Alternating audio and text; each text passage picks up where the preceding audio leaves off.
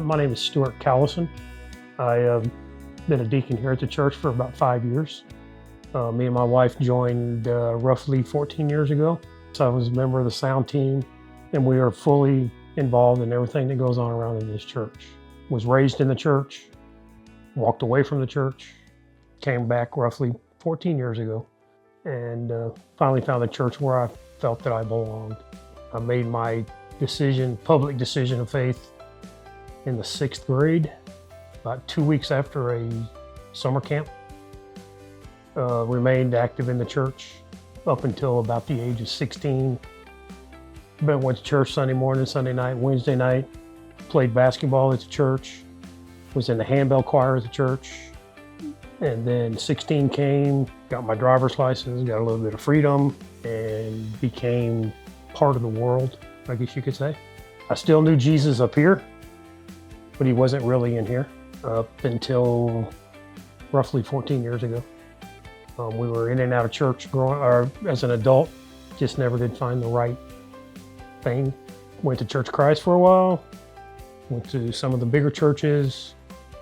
Finally, we found Autumn Creek, and here we are today. 14 years ago, did I see myself doing what I'm doing right now? Absolutely not.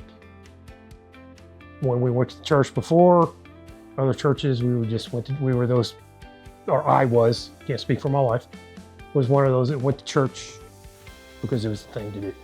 Never got involved, we went to church on Sunday morning. We came here with some friends to try it, and roughly, I believe it was the 3rd visit, my wife asked, how do we join the church? And that's how we got to where we are now. It's the best thing that ever happened to me. 13 years ago, I guess, about a year after we've been here, we used to have what they called Praise at the Creek.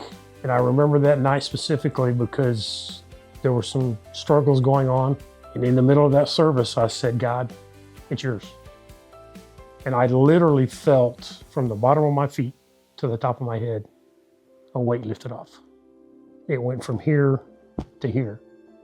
And from that day forward, now it's still a work in progress, but from that day forward, things have gotten tremendously better.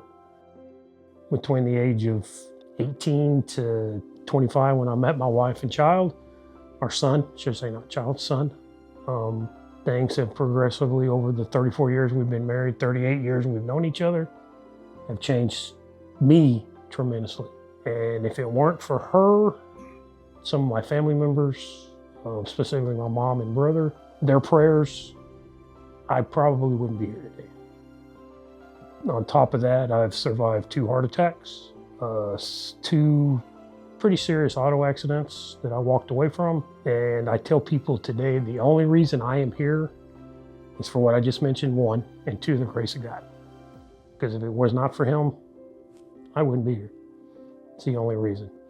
And like I said, if it wasn't for that, I wouldn't be not only involved in the church, doing the things that I do now, I wouldn't have what I have in life, which isn't a lot, but it's what I need. I've got a nice house, a vehicle, a loving family, a son, a daughter-in-law, 2 grandkids. Life is good. I owe all of it to God, because without him and my friends and family, I wouldn't be here where I am today. 2.5 years ago, when I left the hospital from my heart attack, an elderly gentleman came to take me to the car for my wife to pick me up.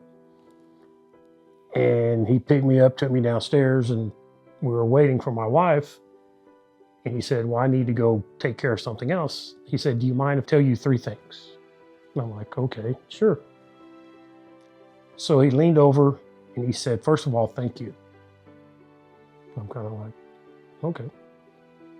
Second thing he said was, I love you. A gentleman I've never met before in my life. Third thing, and the most important thing, is Jesus loves you.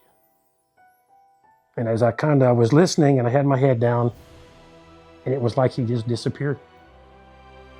I don't know where he went or anything else. And I think about that daily, because this is a guy that he didn't know me from Adam. And he shared that with me. And like I say, it stuck with me for the last 2.5 years and will continue on a day. And I'm not talking every once in a while, on a daily basis. What I like about this church is the love.